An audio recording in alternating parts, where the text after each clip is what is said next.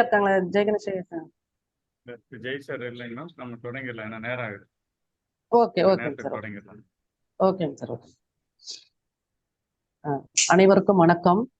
SRM அறிவியல் மற்றும் தொழில்நுட்ப கல்வி நிறுவனத்தின் கீழ் இயங்கி வரக்கூடிய அறிவியல் மற்றும் கலையியல் புலத்தின் தமிழ் துறையின் 6 நாட்களுக்கான ஆசிரியர் திறன் மேம்பாட்டு பயிற்சியின் முதல் நாள் இன்று.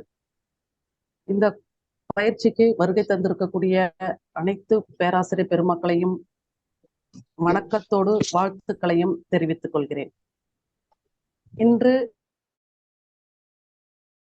நமக்கு தொடக்க உரையாற்றி இருக்கக்கூடிய நம் புலத்தலைவர் முனைவர் ஆர் துரைசாமி ஐயா அவர்கள் வருகை புரிந்திருக்கிறார்கள். அவர்களையும் நம் அன்போடு தமிழ்துறை சார்பாக வரவேற்கின்றேன். இன்று நம் சிறப்பு விருந்தினர் ஐயா ரா சீனிவாசன் ஐயா அவர்கள் இன்றைய காலகட்டத்தில் அருகி வரும் இலக்கண புலமையின் அடையாளம் இவர்.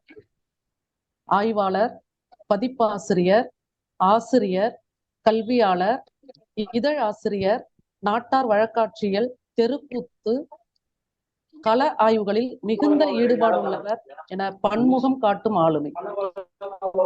ஆசிரியர் அவர்கள் அறிந்திருக்கக்கூடிய மொழிகள் தமிழ், ஆங்கிலம், தெலுங்கு, கன்னடம். ஈடுபாடு கொண்டுள்ள துறைகள் இலக்கணம், சங்க இலக்கியம், நாட்டார் வழக்காட்சியல், தெருக்கூத்து, பாரதம், நவீன இலக்கியம். பிறந்தது திருத்தணிக்கு அருகில் உள்ள அமிர்தபுரம். இந்த இடமே இவரது பிற்கால வளர்ச்சிக்கும் ஈடுபாடுகளுக்கும் அடித்தளமாக அமைந்தது. பள்ளி கல்லூரி கல்வி திருத்தணியிலேயே முடிந்தது. கல்லூரியில் படிக்கும் காலத்தில் நாட்டு நலப்பணி திட்டத்திலும் சாரணர் இயக்கத்திலும் அறிவொளி இயக்கத்திலும் பங்கேற்றவர். முதுகலை, ஆய்வியல் நிறைஞர், முனைவர் பட்டங்களை சென்னை பல்கலைக்கழகத்தில் பெற்றார். ஆய்வியல் நிறைஞர் பட்டத்திற்காக ரகுநாதன் நடத்திய சாந்தி என்ற இதழின் சிறுகதைகள் பற்றி ஆய்வு செய்துள்ளார். முனைவர் பட்ட பேற்றிற்காக தமிழ் இலக்கண மரபுகள் பற்றி ஆய்வு செய்துள்ளார். 2 பட்ட பேருகளும் பேராசிரியர் வி அரசு அவர்கள் நெறியாளர்களாக இருந்து சிறப்பாக வழிகாட்டினார். பேராசிரியர் கா சிவத்தம்பி அவர்களை தனது ஆசானாக கொண்டு இவர் தொடர்ந்து இயங்கி வருகிறார். நாட்டார் வழக்காட்சியல், கன்னடம், தெலுங்கு ஆகியவற்றில் பட்டய படிப்பை முடித்துள்ளார். நாட்டார் வழக்காட்சியல் பட்டத்திற்காக மண் சிற்பங்கள் என்ற ஆய்வேட்டை பல வண்ண படங்களுடன் உருவாக்கியுள்ளார். திருத்தணி அரசு கல்லூரியிலும் சென்னை மாநில கல்லூரியிலும் 17 ஆண்டு காலமாக பேராசிரியராக பணியாற்றி வருபவர். இவரது வழிகாட்டுதலில் 23 பேர் ஆய்வியல் நிறைஞர் பட்டமும் 5க்கும் மேற்பட்டவர்கள் முனைவர் பட்டமும் பெற்றுள்ளனர். 10 பேர் தற்போது முனைவர் பட்டத்திற்காக ஆய்வு செய்து வருகின்றனர். தமிழக அரசு நடத்தி வரும் பல போட்டித் தேர்வுகளில் ஈடுபடும் மாணவர்களுக்கு இலவசமாக பயிற்சி வகுப்புகளை கல்லூரியிலும் வெளியிலும் எடுத்தவர். பல்கலைக்கழக நிதி நல்கை குழுவின் நிதி உதவியுடன் பன்முக நோக்கில் திரௌபதி வழிபாடு என்னும் பொருளில் பேராய்வு திட்டத்தை முடித்துள்ளார். இதற்காக வட தமிழ்நாட்டின் 10 மாவட்டங்களில் மிக விரிவாக கள ஆய்வு செய்துள்ளார். தமிழ்நாடு மட்டுமல்லாமல் ஆந்திர பிரதேசத்திற்கும் சென்று கள ஆய்வு செய்துள்ளார். மாணவர்களுடன் கள ஆய்வில் ஈடுபட்டு திருவாலங்காடு, பழையனூர், திருப்பாச்சூர், திருவள்ளூர், திருமலை முதலிய ஊர்களில் கள ஆய்வு செய்துள்ளார். சிறுவாணி வனப்பகுதியில் உள்ள இருளர் பழங்குடி மக்கள், ஏலகிரி மலையில் நிலாவூரில் உள்ள மலையாளி பழங்குடி மக்கள், தேக்கடி மலையடிவாரத்தில் உள்ள பழையர் பழங்குடி மக்கள் முதலாக பழங்குடி மக்களிடம் விரிவாக கள ஆய்வு செய்துள்ளார். கேரள வனப்பகுதியில் அமைந்துள்ள கண்ணகி கோவிலுக்கும் கள ஆய்வுக்காக சென்றுள்ளார். தமிழ்நாட்டில் பாரத ராமாயணம் முதலிய இதைகளை சொற்பொழிவு செய்யும் பிரசங்கிகளுக்கு எந்த விதமான அறிந்தேற்பும் இருப்பதில்லை. எனவே திரு க பன்னீர்செல்வம், திரு கோவிந்தராசன் ஆகியோருடன் சேர்ந்து பிரசங்கிகளுக்கு பாராட்டு விழா எடுத்துள்ளார். இதில் ஓய்வு பெற்ற பிரசங்கிகளுக்கு பெருந்தேவனார் விருதும், இக்காலத்தில் சிறப்பாக சொற்பொழிவாற்றும் கலைஞர்களுக்கு நல்லா பிள்ளை விருதும், இசையாளருக்கு வில்லிபுத்தூரார் விருதும் அளிக்கப்படுகின்றன. 2013ஆம் ஆண்டில் காஞ்சிபுரத்திலும் 2014ஆம் ஆண்டில் ஆரணியிலும் இந்த விழாக்கள் சிறப்பாக நடைபெற்றன. நல்லாப்பிள்ளை பாரதம் என்ற நூலை பதிப்பித்தது இவருடைய முக்கியமான பணிகளில் ஒன்று.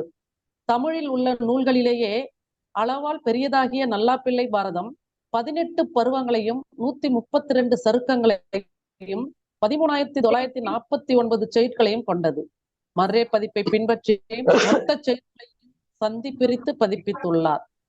சிறப்பு பெயர் விளக்கம், பொருளடைவு முதலிய ஆய்வுக்கு உதவும் பட்டியல்களும் படங்களும் இதில் சேர்க்கப்பட்டுள்ளன. அளவால் பெரிய இந்த நூலின் முதல் பாகம் 2007ஆம் ஆண்டிலும் 2ஆம் பாகம் 2009ஆம் ஆண்டிலும் வெளிவந்தன. நல்லாப்பிள்ளை பிறந்த கீழ் முதலம்பேடு என்ற ஊருக்கு சென்று கள ஆய்வு செய்து அவர் வாழ்ந்த தெரு, வீடு ஆகியவற்றை கண்டறிந்தார். நல்லாப்பிள்ளை பாரத பதிப்பின் 2 பாகங்களுக்கான வெளியீட்டு விழாக்களை அவர் வாழ்ந்த பகுதியில் உள்ள TJS பொறியியல் கல்லூரியில் அந்த பகுதியைச் சேர்ந்த மக்களும் செந்தமிழ் சோலை என்ற இலக்கிய அமைப்பினரும் சேர்ந்து நடத்தினர்.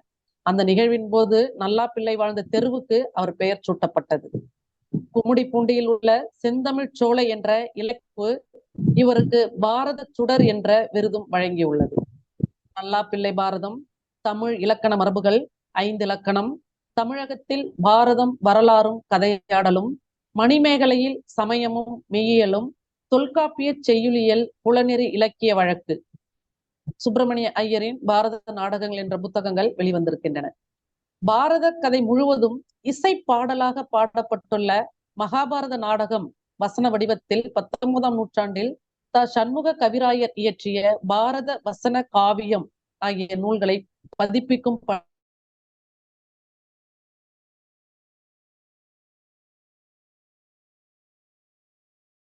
தொகுப்புகளிலும் வெளிவந்துள்ளன. 2010ஆம் ஆண்டில் கோவையில் நடைபெற்ற உலக செம்மொழி தமிழ் மாநாட்டில் கலந்து கொண்டு திரௌபதியின் உருமாற்றம் என்ற கட்டுரையை வழங்கினார். செம்மொழி நிறுவனத்தின் நிதி உதவியுடன் நடத்தப்படும் கருத்தரங்கு, பயிலரங்குகளில் 40க்கும் மேற்பட்ட நிகழ்வுகளில் வளமையாளராக கலந்து கொண்டு புதுமையான பல ஆய்வு கட்டுரைகளை வழங்கியுள்ளார். ஆய்வின் மேல் உள்ள தீவிர ஈடுபாட்டால் ஒரு பன்னாட்டு ஆய்விதழை தொடங்கி நடத்தி வருகிறார். புதிய பணுவல் என்ற பெயர் கொண்ட இந்த இதழ் தமிழ், ஆங்கிலம் ஆகிய 2 மொழிகளிலும் கட்டுரைகளை கொண்டு வெளிவரும் காலாண்டு இதழ் ஆகும். பேராசிரியர் க. சிவத்தம்பி, மருதநாயகம், சேவை சண்முகம், ஞானசுந்தரம், க. பாலசுப்பிரமணியம் என்ற இந்த இதழில் இவர்களுடைய கட்டுரைகள் இந்த இதழில் வெளிவந்துள்ளன. இளைஞர்களின் கட்டுரைகளையும் மிகுதியாக வெளியிட்டு இளைஞர்களை வளர்க்கும் பணியிலும் பணுவல் ஈடுபட்டுள்ளது. ஈழம், சிங்கப்பூர், மலேசியா ஆகிய நாடுகளில் வாழும் அறிஞர்களின் கட்டுரைகளும் இதில் இடம்பெற்றுள்ளன. தமிழகம் இந்தியாவில் உள்ள பல்கலைக்கழகங்களிலும் 20க்கும் மேற்பட்ட உலகளாவிய பல்கலைக்கழகங்களிலும் பார்வைக்குரிய ஆய்விதழாக புதிய பணுவல் அங்கீகாரம் பெற்றுள்ளது. செம்மொழி தமிழாய்வு மத்திய நிறுவனத்தின் நிதி உதவியுடன் இலக்கண இலக்கிய கோட்பாட்டு வளர்ச்சிக்கு உரையாசிரியர்களின் பங்களிப்பு 2011, தொல்காப்பிய செய்யுளியல் 2012 ஆகிய பயிலரங்குகளையும், மணிமேகலையில் சமயமும் மெய்யியலும் 2014 இந்த பன்னாட்டு கருத்தரங்களையும் சிறப்பாக நடத்தியவர். வாலாஜாபேட்டை அரசு மகளிர் கலைக்கல்லூரியில் முதல்வராக பொறுப்பேற்று சிறப்பாக செயலாற்றி ஓய்வு பெற்றவர்.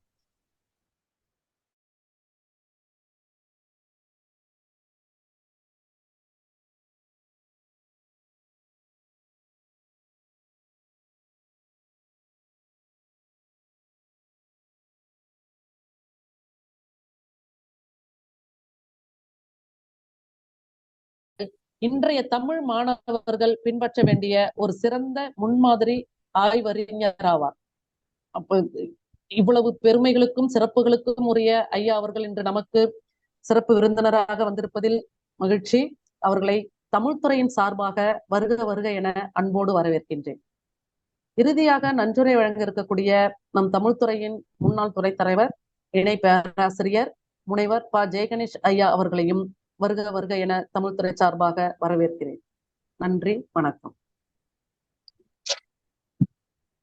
சிறப்பாக வரவேற்புரையோடு அறிமுக உரையை வழங்கியிருக்கக்கூடிய தமிழ்துறையின் தலைவர் முனைவர் சு. சரஸ்வதி முனியார் அவர்களுக்கு நன்றியை தெரிவித்துக் கொள்கிறோம்.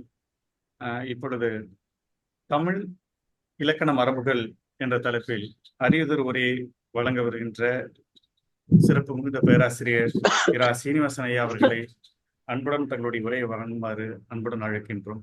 ஐயா, அதுக்கு முன்னாடி ஒரு சின்ன ஒரு விஷயம் ஐயா.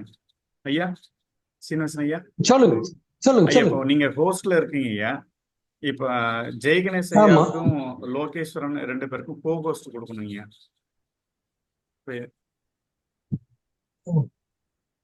எப்படி கொடுக்கணும் சொல்லுங்க. ஐயா நீங்க அந்த அந்த கடைசியத்துல பாத்தீங்கன்னா நீங்க அந்த 3 புள்ளி இருக்கும் பாருங்க வலது பக்கம். அவர் இப்ப நீங்க முதல்ல ஜெய் கணேஷ்னு பேரை ரஞ்சன் ஐயா சார் பேசுறது இறுதியா வச்சுக்கலாம். ஒன்றும் பிரச்சனை இல்லைங்க. நீங்க என்ன ஹோஸ்டா போட்டுருங்க. இப்ப ஜெய் கணேஷ் ஐயா இருக்காரு பாருங்க, அவர் மட்டும் அந்த இடத்துல அவர் பேரு மேல கர்சர் வச்சீங்கன்னா ரைட் சைட்ல 3 புள்ளி இருக்கீங்க. அந்த புள்ளியை தொட்டீங்க அப்படின்னாவே வந்து கீழே கேட்குங்க என்ன இதுன்னு கேட்குங்க. அதுல வந்து கோஹோஸ்டா என்ன இதுன்னு கேட்குங்க. சரி சரி. அது முடிஞ்சா பாருங்க, இல்லைன்னா நம்ம தொடங்கிடலாங்க. ஒண்ணும் பிரச்சனை இல்லை. நேரடியாக உரைக்கு போயிடலாங்க. நான் செல்லில் இருந்து பண்றேன், அதனால எனக்கு அந்த ஆப்ஷன் வரல. சரிங்க, பரவாயில்லைங்க, நீங்க வந்துடலாங்க. அனைவருக்கும் வணக்கம். ஒரு விண்ணப்பம், எல்லாரும் என்ன பண்ணுங்கன்னா மியூட் பண்ணி வச்சுக்கோங்க. உங்க வீடியோவையும் மீட்ல இருக்கட்டுங்க, சரிங்களா? ஏன்னா அது இதுக்கு வந்து இடையூறா இருக்கக்கூடாது, அதுக்காக தான். கொஞ்சம் அதை புரிந்து கொள்ளுங்க. அனைவருக்கும் நன்றி.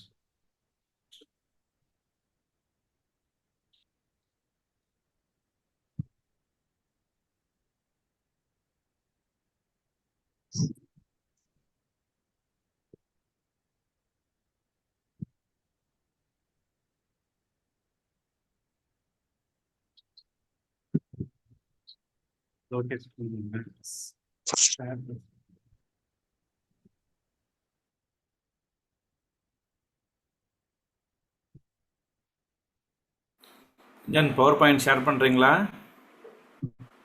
அதாங்க இப்ப லோகேஷ் கிட்ட இருக்குங்க, எனக்கு அனுப்பிவிட்டா நான் ஷேர் பண்ணிடுறேங்க.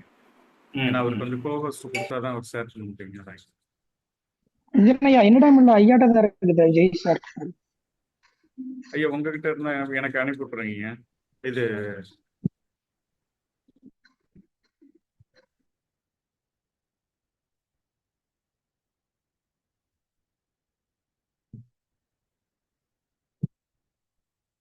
ரஞ்சன் ஷேர் ஆகுதா?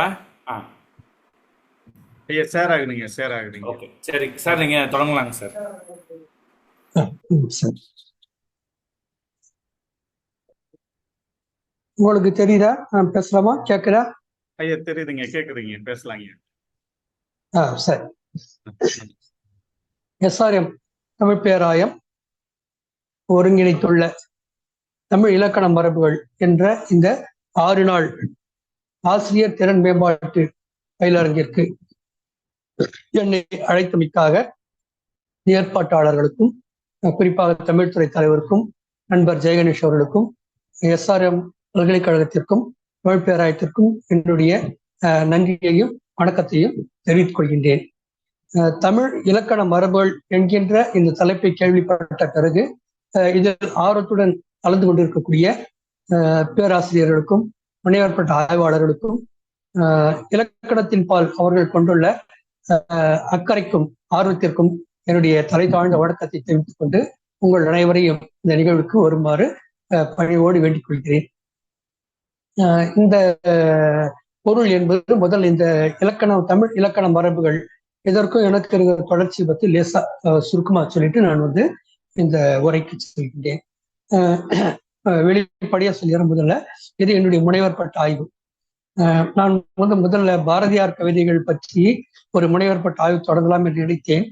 அதனுடைய தொடர் தேடல் என்னை கிட்டத்தட்ட யாப்பரங்கர காரிகை, யாப்பரங்கர விருத்தி உரைக்கும் தொல்காப்பிய செய்யுளியல் உரைக்கும் கொண்டு சென்றது.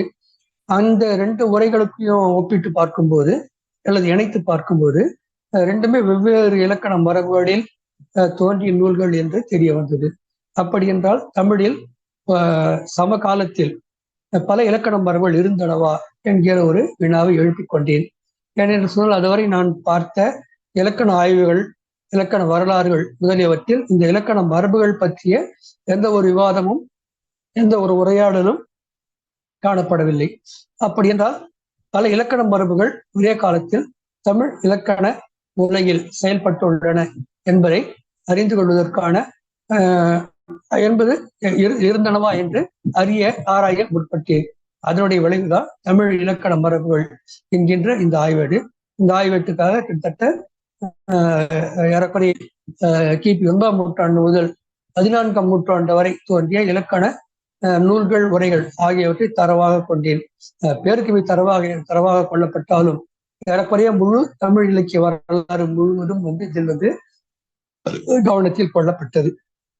இந்த அடிப்படையில் இந்த தமிழ் இலக்கண மரபுகள் என்கின்ற இந்த ஆய்வை தொடர்ந்தேன்.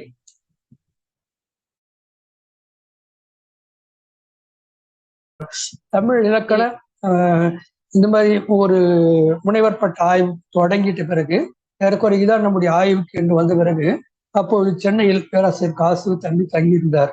அவரிடம் ஒரு நாள் என்னுடைய இந்த முனைவர் பட்ட ஆய்வு பற்றி தெரிவித்தேன். என்ன ஆய்வு தலைப்பு, என்ன பொருள் கேட்டாரு. தமிழ் இலக்கண மரபுகள் என்று சொன்னேன். உடனே அவர் கேட்ட கேள்வி, தமிழ் இலக்கண மரபுகளா என்று கேட்டார். தமிழ் இலக்கண மரபுகள் என்று சொல்லி அதுக்கான காரணத்தையும் பல இலக்கண மரபுகள் ஒரே நேரத்துல செயல்பட்டது என்பதை எடுத்து சொல்வதுதான் இந்த ஆய்வீட்டின் நோக்கம் என்று சொன்னேன். அவர் மிக்க மகிழ்ச்சி அடைந்து இதை தொடருமாறு சொல்லி சில அறிவுரைகளை சொன்னார். அப்ப இதுவரைக்கும் நமக்கு கற்பிக்கப்பட்டு வந்ததுன்னா தமிழில் வேறுபட்ட இலக்கண மரபுகள் இருந்துள்ளன என்பதை நமக்கு கற்பிக்கவில்லை. நம்முடைய இலக்கண வரலாறுகளோ இலக்கிய வரலாறோ நமக்கு கற்பிக்கல. அப்போ இந்த தமிழ்ல இலக்கண மரபுகள் இருந்தன என்பதை ஆய்வாளர்களுக்கும் பேராசிரியர்களுக்கும் தெரியப்படுத்தும் நோக்கில் SRM பல்கலைக்கழகம் இந்த ஆசிரியர் திறன் மேம்பாட்டு பயிற்சியை தொடங்கி இருக்கிறது.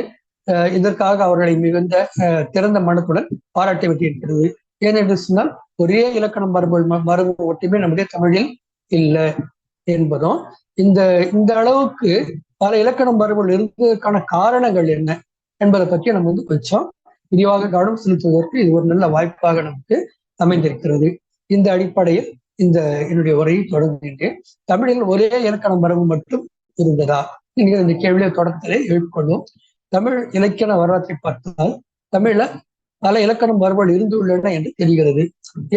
எப்படி இருந்தது என்பது பற்றியும் அவற்றை ஏறக்குறைய ஒரு 250 பக்கம் உள்ள ஒரு நீண்ட பெரிய ஆய்வேடு. அந்த ஆய்வேட்டில் இருந்து எல்லாத்தையும் சொல்ல முடியாது, அது சொல்ல முயற்சி செய்யவும் கூடாது. ஏன்னு சொன்னால் ஒரு மணி நேரம் 1.25 மணி நேரம் உரையில ஓரளவுக்கு தான் சொல்ல முடியும். அது மேல அதிகமாக திருப்பி நினைத்தால் சரியாக அது சென்று சேராது.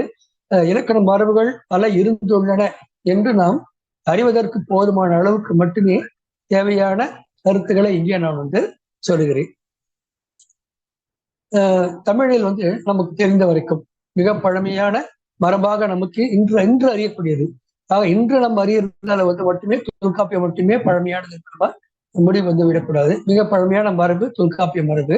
தொல்காப்பியத்தை போலவே பழமையான மரபுகள் அபிநய மரபு, பன்னீர் படல மரபு, காக்கை பாடினிய மரபு இவற்றையும் நம்மால பார்க்க முடிகிறது.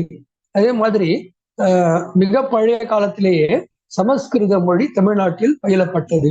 அவ்வாறு கல்வி நிலையங்களில் சமஸ்கிருத மொழி பயிலப்படும் போது சமஸ்கிருத இலக்கணமும் பயிலப்பட்டது. ஒரே நேரத்தில் தமிழ் இலக்கணமும் சமஸ்கிருத இலக்கணமும் பயிலப்பட்டு கற்பிக்கப்படும் சூழலில் 2 மொழி இலக்கணத்தையும் இணைத்து பார்க்கக்கூடிய வாய்ப்பு, பார்த்தே தீர வேண்டிய ஒரு சூழல் அவர்களுக்கு ஏற்பட்டது. ஆக அவங்க அந்த காலத்தில் இருந்து அவங்களுடைய மொழி அறிவை பயன்படுத்தி கொண்டு அவங்களுக்கு தெரிந்த வரைக்கும் சமஸ்கிருதத்துக்கும் தமிழுக்கும் இலக்கணம் ஒண்ணுதான் என்று சொல்லி சமஸ்கிருத இலக்கண முறையை, இலக்கண அமைப்பை தமிழ் மொழிக்கும் பொருத்தி பார்க்கின்ற ஒரு மரபு மிக பழைய மரபாக இருக்கிறது. வியாபாரங்களை விருத்தி உரை ஆசிரியர் இவங்களுக்கு ஒரு அழகான பேர் கொடுக்கிறாரு. ஆனா அந்த பேர் மட்டும் அவர் கொடுக்கிறது மட்டும் இல்லை, அவருக்கு முன்னாடியே இருந்த ஒரு பேர் வடநூல் வழி தமிழ் ஆசிரியர் என்று அவர்களை அவர் அடையாளப்படுத்துகிறார். இந்த வடநூல் இந்த சொற்றொடர் அவருடைய உரையில பல இடங்களில் வருகிறது. இந்த மாதிரி ஒன்றுக்கு மேற்பட்ட, இந்த 3 மட்டும் தான் இருந்து நம்மளால இப்ப சொல்ல முடியாது, ஒன்றுக்கு மேற்பட்ட பல மரபுகள் இருந்திருக்கின்றன. அடுத்து தமிழ் இலக்கண வரலாற்றின் 4 கட்டங்கள். இப்போ முதல்ல வந்து தமிழ் இலக்கண வரலாற்று வந்து மிக மிக சுருக்கமா நம்ம இந்த இடத்துல வந்து அறிமுகப்படுத்தலாம்னு நினைக்கிறேன். ரொம்ப சுருக்கமா தான் சொல்ல போறேன். அந்த அந்த காலத்தில் தோன்றிய நூல்கள் எல்லாவற்றின் பெயர் கூட என்னால இப்போ சொல்ல முடியாது. இந்த ஒரு உரையில சுருக்கமான உரையில வந்து சொல்ல முடியாது. இதுல தமிழ் இலக்கண வரலாற்றை 4 கட்டங்களாக பிரிக்கலாம். இலக்கிய வரலாறு வேற, இலக்கண வரலாறு வேற. இலக்கிய வரலாற்றை நம்ம வந்து இலக்கியங்களுடைய உள்ளடக்கத்தின் அடிப்படையிலோ அல்லது வந்து அரசர்களின் அடிப்படையிலோ நம்ம வந்து காலகட்டங்களாக வகுப்போம். அது உங்களுக்கு தெரியும். சங்க இலக்கியம், சங்க மருவி இலக்கியம், பக்தி இலக்கியம், காப்பிய இலக்கியங்கள் அல்லது பேர் இலக்கிய காலம், சிற்றிலக்கிய காலம், நவீன காலம் என்று நம்ம வந்து பிரித்துக் கொள்வோம். ஆனா இலக்கண வரலாறு இந்த மாதிரி இல்லை. இலக்கண வரலாற்றுக்கும் இலக்கிய வரலாற்றுக்கும் ஒரு வேறுபாடு இருக்கு. இலக்கண வரலாற்றை நம்ம வந்து பின்வருமாறு பிரித்துக் கொள்ளலாம். தொல்காப்பியம் வரையிலான காலம் நல்லா கவனிச்சுக்காங்க. தொல்காப்பியம் வரையிலான காலம் என்று சொல்லும் போதே தொல்காப்பியத்திற்கு முந்தி இருந்த நூல்கள் இலக்கணம் என்கிற ஒரு சிந்தனை தோன்றியதிலிருந்து தொல்காப்பியம் வரையிலான ஒரு காலத்தை வந்து நம்ம பார்த்துக் கொள்கிறோம். இந்த காலத்தில் நமக்கு இப்போது கிடைக்கக்கூடிய நூல் தொல்காப்பியம் ஒன்று மட்டும்தான். ஆனா பல நூல்கள் இருந்தன என்பதற்கு தொல்காப்பிய உரையும் தொல்காப்பிய சூத்திரங்களும் நமக்கு சான்றுகளாக இருக்கின்றன. 2வது, தொல்காப்பியத்திற்கு பின் கிபி 9ஆம் நூற்றாண்டு வரையில் தோன்றிய இலக்கண நூல்கள். இதை பற்றிய விரிவான தகவல்கள் வந்து சில உரைகள்ல தான் கிடைக்குது. முக்கியமா யாப்பருங்கல விருத்தி உரை, அதுக்கப்புறம் அடியார்க்கு நல்லாருடைய சிலப்பதிகார உரை, அதுக்கப்புறம் அதே மாதிரி அரும்பத உரை, அப்புறம் வந்து யாப்பருங்கல காரிகை உரை, இன்னும் சொல்ல போனாக்கா வீர சோழிய உரை, அப்புறம் தொல்காப்பிய உரைகள். இவற்றின் வழியாக நம்ம வந்து இவ்வளவு நூல்கள் தோன்றி இருக்கின்றன என்று நம்மால அறிய முடிகிறது. இந்த காலத்தில் ஏராளமான யாப்பிலக்கண நூல்கள் தோன்றின. ஆனா இந்த காலத்தில் தோன்றிய இலக்கண நூல்கள் பெரும்பாலும் எல்லாமே மறைந்து விட்டன. இந்த காலத்தில் தோன்றியதாக இன்று கிடைக்கக்கூடிய நூல் இடையனார் களவில் ஒன்று மட்டுமே. அடுத்தது 3வது கட்டம்.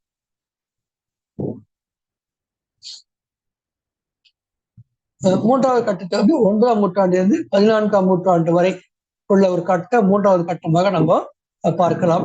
தமிழில் இன்று நீதியாக நம்ம வந்து பயில்கின்ற இலக்கண நூல்கள், நாம் கற்கின்ற நம் மாணவர்களுக்கு நாம் கற்பிக்கின்ற நூல்கள் எல்லாம் இந்த காலத்தில் தோன்றியவைதான். முக்கியமாக நன்னூல், நம்பியக பொருள், புறப்பொருள் மாலை, யாப்பருங்கல காரிகை, தண்டி அலங்காரம். இந்த நூல்களை நம்ம வந்து இலக்கணத்தின் பகுதிகளுக்கு நம்ம தொடக்க நிலையில கற்பிக்கிறோம். இந்த நூல்கள் எல்லாம் இந்த காலத்தில் தோன்றின. அடுத்த நிலையில வந்து 17ஆம் நூற்றாண்டிலிருந்து 19ஆம் நூற்றாண்டு வரைக்கும் பல 5 இலக்கண நூல்கள் வந்து தோன்றி இருக்கின்றன.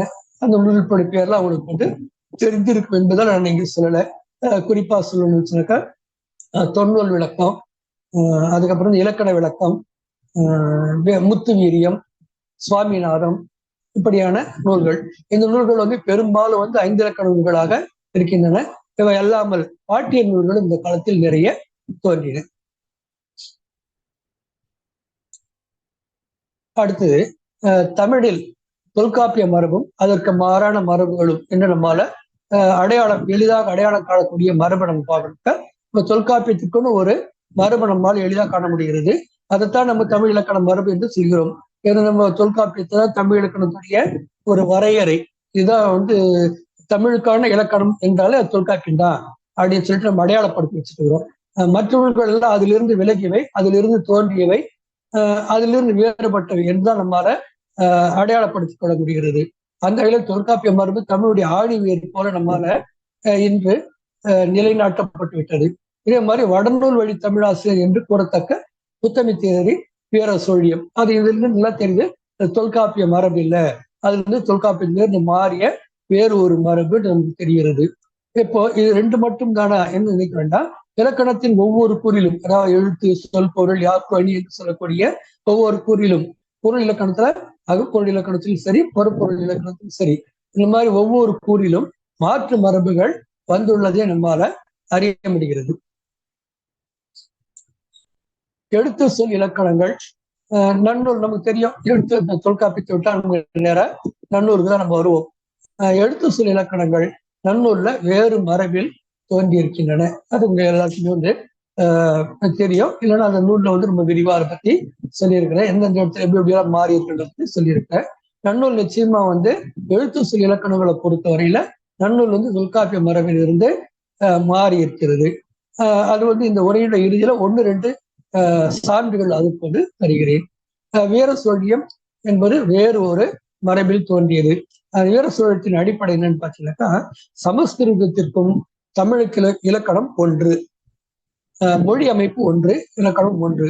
ஆகவே சமஸ்கிருத இலக்கணத்தை அப்படியே தமிழுக்கும் பொருத்தி பார்க்க முடியும்.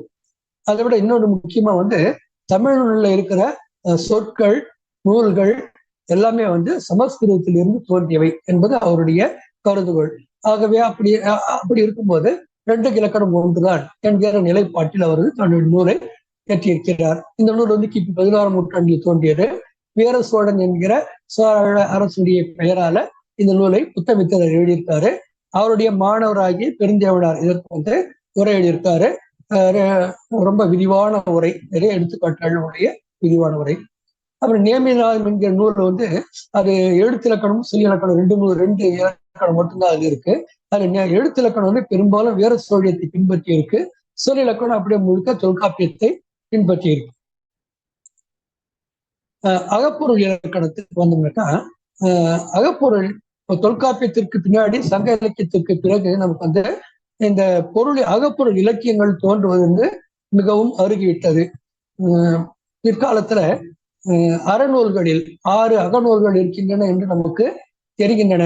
அவையும் அந்த அகப்பொருள் நூல் தோன்றுவதற்கான காலச்சூழல் இருந்ததா, அது முன்பு இருந்த இலக்கியங்களை பார்த்து அதன் அடிப்படையில் இந்த நூல் ஏற்றப்பட்டனவா என்று நம்மால் இன்னைக்கு சொல்ல முடியல. ஆனால் அகப்பொருள் இலக்கியங்கள் வற்றி போன அது குறைந்து போன ஒரு சூழல்ல அகப்பொருள் கோவை மாதிரியான ஒரு இலக்கியத்திற்கு இலக்கணம் கூறுகின்ற நோக்கில் தான் பிற்காலத்தில் அகப்பொருள் இலக்கண நூல்கள் தோன்றியிருக்கின்றன. இவையும் பார்த்தீங்கன்னா தொல்காப்பியத்தில் நிறைய மாறி இருக்கின்றன. தொல்காப்பியம் களவியல், கற்பியல் அப்படின்னு சொல்லிட்டு ரெண்டு வகையை பிரிப்பாங்க.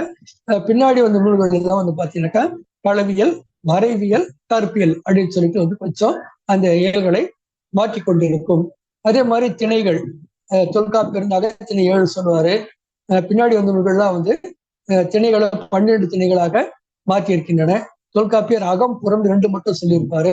பின்னாடி நூல்கள் அகம், புறம், அகப்புறம், புறப்புறம் என்று சொல்லி 4ஆக அதை மாற்றி இருக்கும். சோ இந்த மாதிரி நிறைய மாற்றங்கள் பிற்கால அகப்புற இலக்கண நூல்களில் தோன்றியுள்ளது. கைக்கிளை பெருந்திணை எழுதிய அகப்புறம் என்று சொல்லி பிரிக்கிறாங்க. அது மட்டும் இல்லாம தொல்காப்பியத்தை இந்த 2 திணையும் அகத்திணையில் சொல்லியிருக்கிறாரு. ஆனா பின்னாடி நூல்கள்ல இது புறப்பொருள் இலக்கணத்துல சொல்லியிருக்கு. அதுக்கு நல்ல எடுத்துக்காட்டு நம்மளுடைய புறப்பொருள் வெண்பா மாலை. இந்த நூல்ல அகப்புற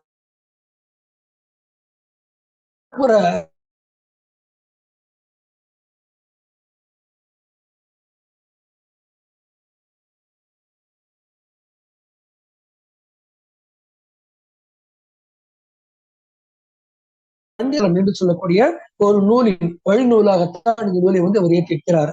ஆக இந்த ஐயனார் புறப்பொருள் நூலுக்கு தொல்காப்பிய புறத்திணையலையோ அல்லது தொல்காப்பிய பொருள் இலக்கணத்தையோ தனக்கு முதல் நூலாக கொள்ளவில்லை என்று தெரிகிறது.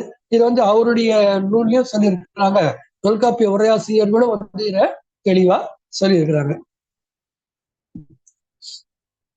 அடுத்து யாப்பருங்கலக்காரி என்கிற 2 இலக்கண நூல்கள் கிபி 10ஆம் நூற்றாண்டில் தோன்றின. 2 நூல்களையும் இயற்றியவர் அமிர்தசாகரர் என்கின்ற ஒரு பெரிய சமண முனிவர். 2த்துக்கு வெவ்வேறு ஆசிரியர்கள் உரைகளை இயற்றியிருக்கிறார்கள். இவை 2ம் காக்கைப்பாடியத்தின் வழிநூல்கள் என்பது அந்த உரைகளை நமக்கு தெளிவாக சுட்டுகின்றன. அணி இலக்கணம், நமக்கு 5வது இலக்கணம் அணி இலக்கணம் என்று நம்ம சொல்லுகிறோம். இந்த அணி இலக்கணம் நமக்கு முதலில் கிடைப்பது வீர சோழியத்தில் கிடைக்குது. அதுக்கு பிறகு தண்டி அலங்காரத்துல கிடைக்குது. ஆனா இந்த 2 நூல்களுக்கு முன்னாடி அணியியல் என்கிற ஒரு நூல் இருந்திருக்கு. இந்த அணியலை பற்றி யாப்பருங்கல விருத்தி வரை சொல்லுகிறது. இதில் சொல்லப்பட்ட அணிகளை பற்றி திவாகர நிகண்டும் சொல்லுகிறது. அதனுடைய தொடர்ச்சியாகத்தான் இன்னைக்கு அணியல் நமக்கு இருக்கு. அதுவும் பெரும்பாலும் பார்த்தீங்கன்னாக்கா வடமொழியில காவியாதாசன் என்ற நூலில் விளக்கப்பட்ட அந்த வாய்ப்பாடுகளை இது நூல் கொண்டு இருக்கிறது. இப்படி தொல்காப்பியத்திலிருந்து வேறுபட்டு இப்போ இதுவரை நான் சொன்னதுல உங்களுக்கு தெரியும். எழுத்து சொல் இலக்கணத்துல தொல்காப்பியத்திலிருந்து வேறுபட்டு இருக்கு. பொருள் இலக்கணத்துல அகப்பொருள் புறப்பொருள் ரெண்டுலையுமே தொல்காப்பியத்திலிருந்து வேறுபட்டு இருக்கு. யாப்பருங்கலத்திலையும் வேறுபட்டு, யாப்பு இலக்கணத்திலையும் வேறுபட்டு இருக்கு. அணி இலக்கணத்திலையும் தொல்காப்பியத்திலிருந்து வேறுபட்டு இருக்கின்றன. இப்போ உரையாசிரியர்கள் பத்தி நம்ம பார்க்கணும். ஏன்னு சொல்லுங்க, நம்ம இலக்கணம் என்பது வெறும் மூல நூல்கள் மட்டும் இல்லை. இலக்கணம் உரைகளும் நமக்கு முக்கியம். இப்போ இந்த உரையாசிரியர்கள் என்ன நிலையில் நிற்கிறாங்க என்பதை நம்ம பார்க்க வேண்டியிருக்கிறது. அப்படி பார்க்கும்போது இந்த தொல்காப்பிய உரைகள் எல்லாமே பாத்தீங்கன்னாக்கா இந்த 3வது கட்டம் என்று நம்ம சொன்ன இந்த கட்டத்தில் தான் தோன்றி இருக்கின்றன. அதாவது கிபி 1ஆம் நூற்றாண்டிலிருந்து 14ஆம் நூற்றாண்டு வரை இருந்த காலத்தில் தான் இன்னைக்கு நமக்கு கிடைக்கக்கூடிய தொல்காப்பிய உரைகள் தோன்றி இருக்கின்றன. தொல்காப்பியத்து உரையை யார் யார் எழுதியிருக்காங்கன்றது இப்போ பார்க்கலாம். தொல்காப்பியத்திற்கு இளம்பூரணர், சேனாவரையர், பேராசிரியர், தெய்வச்சிலையார், கல்லாடர், நச்சினார்க்கினியர், எந்த ஆசிரியர் பெயர் தெரியாத ஒரு உரை, இந்த மாதிரி 7 பேருடைய உரைகள் நமக்கு கிடைக்குது. அது எந்தெந்த அதிகாரத்திற்கு எந்தெந்த எழுத்து அவருடைய உரைகள் கிடைக்கிறது விரிவான நூல்கள்ல சொல்லப்பட்டிருக்கிறது. அதுல பார்த்துக்கோங்க. நான் நீங்க அதிகமா அதை விளக்கு சொல்லலை. இங்க முக்கியமா சொல்ல வர்றது என்னன்னு பார்த்தீங்கன்னாக்கா, இந்த 3வது காலகட்டம் நம்ம வகுத்த இந்த காலகட்டத்துலதான் தமிழ்ல இன்று வரை நாம் சிறப்பாக படித்து கற்று வருகின்ற கற்பித்து வருகின்ற இலக்கண நூல்கள் தோன்றின. இதே காலத்தில் தான் தொல்காப்பிய உரைகளும் தோன்றின. இந்த ஒரு நிலைப்பாட்டை விளக்குவதற்காகத்தான் இது இந்த இடத்துல சொல்லியிருக்கிறேன். இடைக்காலத்தில் தோன்றிய இலக்கண நூல்கள், இது உங்களுக்கு அந்த இலக்கண நூல்களை பத்தியும் கொஞ்சம் சுருக்கமா சொல்லிடலான்னு பார்க்கிறேன். முக்கியமா யாப் இலக்கணத்துக்கு 2 நூல்கள். எழுத்து சொல் தொடங்காம ஏன் யாப் இலக்கணத்துக்கு வரேன்னு உங்களுக்கு ஒரு சின்ன ஐயம் இருக்கும். பெரும்பாலும் காலம்தான் காரணம், வேற ஒண்ணும் இல்லை. யாப் இலக்கணத்து 2 நூல்கள் தோன்றியிருக்கின்றன. யாப்பருங்கலம், யாப்பருங்கலக்காரி என்கிற 2 நூல்கள். புறப்பொருளுக்கு புறப்பொருள் என்கிற ஒரு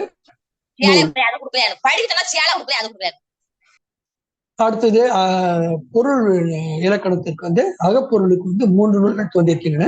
ஒண்ணு தமிழ் நெறி விளக்கம், இன்னொன்னு நம்பி அகப்பொருள், அடுத்தது காரிகை. இதுல தமிழ் நெறி விளக்கமும் களவியல் காரிகை முழுமையா நமக்கு கிடைக்கல, அரைக்குறையா தான் கிடைச்சிருக்கு. நம்பி அகப்பொருள் முழுமையா கிடைச்சு ஏறக்குறைய அது தோன்றிய காலத்துல இன்னைக்கு வரைக்கும் அகப்பொருளுக்கு நமக்கு நாம் கற்பதற்கு அந்த நூலை நம்பி இருக்கின்ற நிலைக்கு அந்த நூல் உருவாகிவிட்டது. அதே மாதிரி எழுத்து சொல் இலக்கணங்களுக்கு நன்னூல். இந்த நூல் தான் இன்னைக்கு வரைக்கும் நம்ம படிச்சுட்டு இருக்கிறோம்.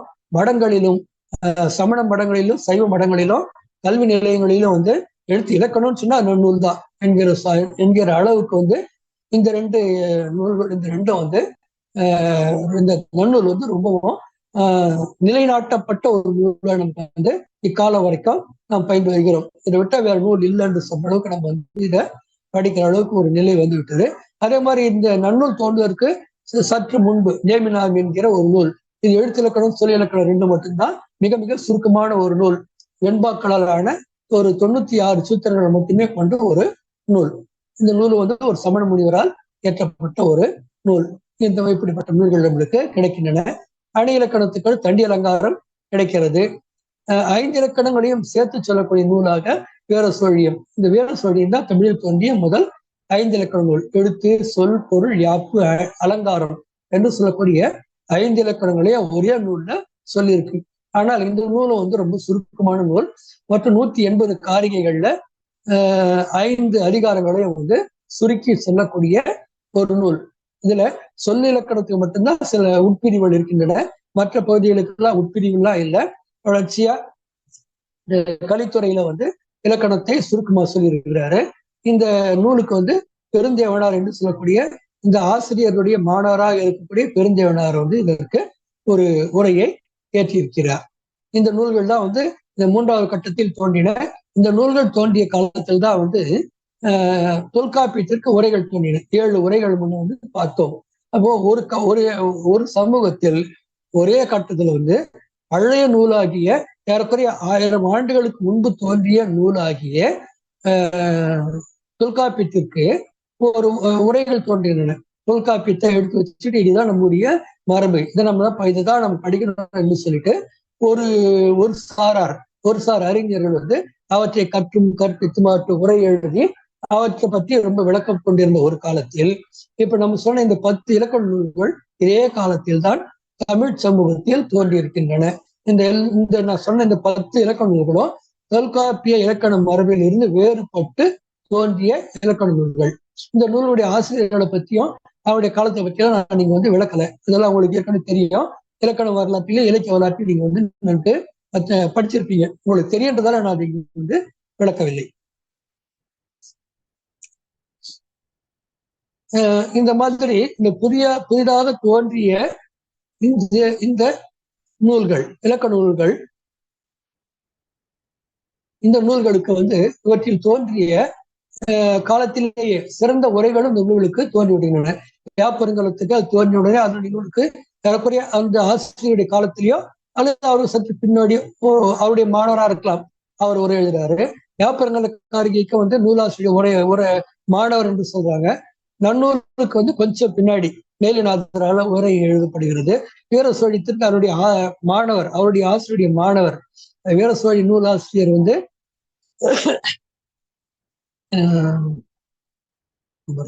வீரசோழி நூலாசிரியருடைய மாணவர் தான், மாணவராக இருக்கப்படி பெருந்தேவனார் தான் அந்த நூலுக்கு உரை எழுதினார். கடனாகவே நவீன்றான் தமிழ் காதலினால் கற்பவர்க்கே என்பது வீரசோழிய உரைப்பாயிரம். அந்த நூல்லேயே சொல்லியிருக்கு. அது நூல் தோன்றின உடனே அந்த நூல்களுக்கெல்லாம் உரை தோன்றுகிறது. மிக நீண்ட காலத்துக்கு முன்பு தோன்றிய தொல்காப்பியத்திற்கும் இதே காலத்தில் சமகாலத்தில் உரைகள் தோன்றுகின்றன. ஆக இது நம்ம நினைச்சு பார்ப்போம். ஒரே காலத்துல பழைய மரபாகிய தொல்காப்பியத்தை நம்ம திருப்பி மீண்டும் கொண்டு வரணும். இதுதான் நமக்கு சரியான யாப்பிலக்கண முறை என்று அந்த நூலை போற்றி பாதுகாத்து அதை பற்றி விரிவா எழுதி அதுக்கு நிறைய எடுத்துக்காட்டுகள் தந்து இதுதான் சரின்னு சொல்லிட்டு அந்த உரையாசிரியர்கள்லாம் வாதம் செய்கின்ற ஒரு சூழல். இன்னொரு சூழல்